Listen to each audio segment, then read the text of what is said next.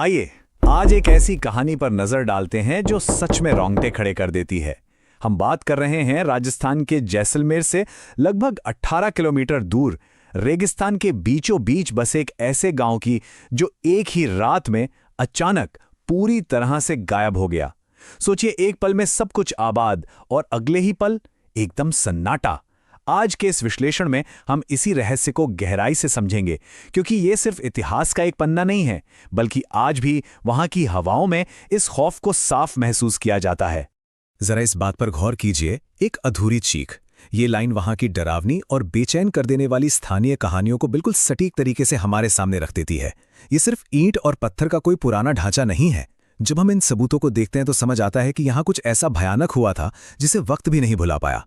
एक ऐसी खामोशी जो बहुत कुछ कह जाती है, और एक ऐसा दर्द जो वहां की मिट्टी में आज भी दबा हुआ है। तो चलिए अपने पहले भाग की तरफ पढ़ते हैं, श्रापित गांव का रहस्य। अब दिन और रात के इस भारी अंतर को समझना बहुत जरूरी है। दिन के उजाले में अगर देखें तो ये जगह रेगिस्तान के बीच बस टूटे हुए मकानों और खंडरों का एक ढेर भर लगती है, एकदम साधारण सी उजड़ी हुई जगह। लेकिन जैसे ही सूरज ढलता है, माहौल पूरी तरह से पलट जाता है। हवा अचानक बहुत भारी लगने लगती है, गलियों में एक अजीब सी डरावनी शांति छा जाती है, और सबसे भयानक बात, ऐसा महसूस होने लगता है जैसे कोई लगातार घूर रहा है। ये एक ऐसा गहरा मनोवैज्ञानिक प्रभाव है जिसे वहां जाने वाला हर इंसान महसूस करता है। इस रहस्य को समझने के लिए हमें थोड़ा पीछे जाना होगा। भाग 2, 200 साल पहले का कुलधरा। ठीक 200 साल पहले तब ये जगह कोई खंडहर नहीं थी, बल्कि एक बेहद अमीर, खुशहाल और आबाद समुदाय था। यहाँ पालीवाल ब्राह्मण रहा करते थे, जो अपनी बुद्धिमानी और कड़ी मेहनत के लिए पूरे इलाके में बहुत मशहूर थे। पालीवाल ब्राह्मणों की समझदारी वाकई हैरान कर देने वाली थी। उनके खेती करने के तरीके और व्यापार बहुत ही शानदार थे। लेकिन जो चीज सबसे ज्यादा चौंकाती है वो है उनकी जल संरक्षण तकनीक, यानी पानी बचाने के तरीके।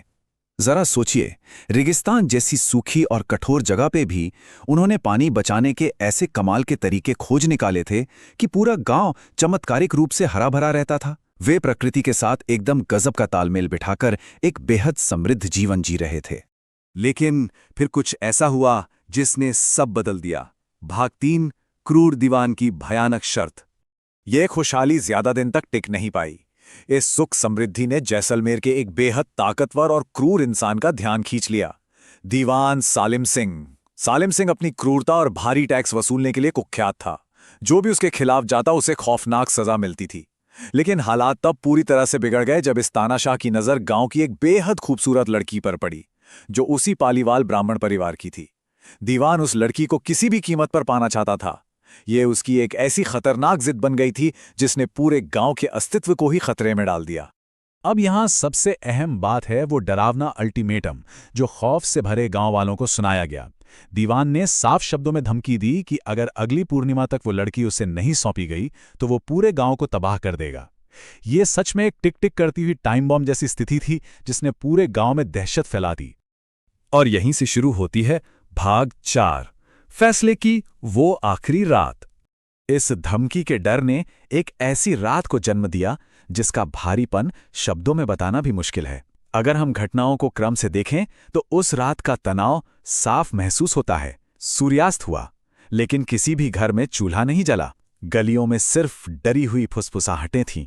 फिर रात के समय गांव के सभी बुजुर्ग एक बेहद गुप्त बैठक के लिए मंदिर में इकट्ठा हुए, और आधी रात होते होते एक विशाल खामोश पलायन शुरू हो गया। जब सुबह की पहली किरण पड़ी तो पूरा का पूरा गांव खाली था। दरवाजे यूं ही खुले छूट गए थे। ये टाइमलाइन उस रात की दहशत को बिल्कुल सटीक तरीके से दिखाती है। उस रात मंदिर में हुई बैठक में गांव के बुजुर्गों ने एक बहुत ही कड़ा और निडर फैसला लिया। उन्होंने तय किया कि वे दीवान की क्रूरता के आगे बिल्कुल नहीं झुकेंगे। अपने आत्मसम्मान और अपनी बेटी की रक्षा के लिए उन्होंने अपनी सदियों की जमा पूंजी और जमीन को हमेशा हमेशा के लिए छोड़ देना ही सही समझा। और इस घटना का पैमाना सच में हैरान कर देने वाला है। ये सिर्फ एक गांव की बात नहीं थी।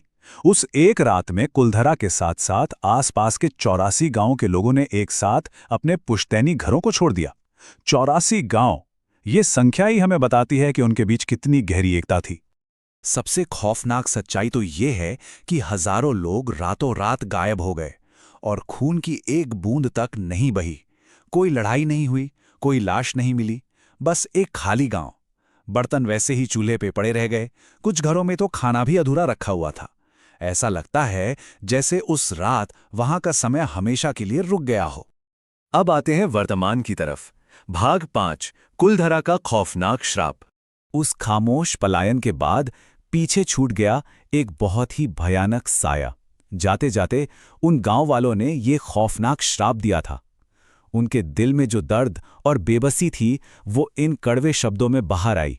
और सच मानिए, इसी श्राप ने कुलधरा की किस्मत को हमेशा के लिए सील कर दिया और उसे एक वीरान, भूतिया जगह में बदल दिया।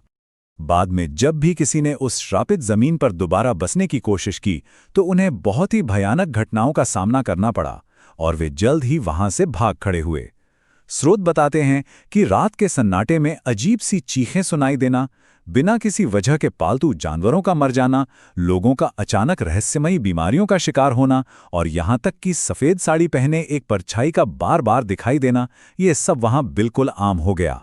जैसे जैसे आज का ये विश्लेषण अपने अंत की ओर पहुंचता है, ये सवाल रेगिस्तान की उस सर्द हवा में लगातार गूंजता रहता है।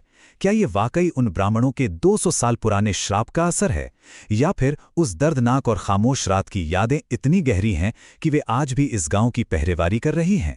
ये जानकारी सोचने पर मजबूर कर देती है कि उस खौफनाक रात को असल में क्या हुआ था, एक ऐसा रहस्य जो आज भी इतिहास के उस सन्नाटे में अपना जवाब ढूंढ रहा है।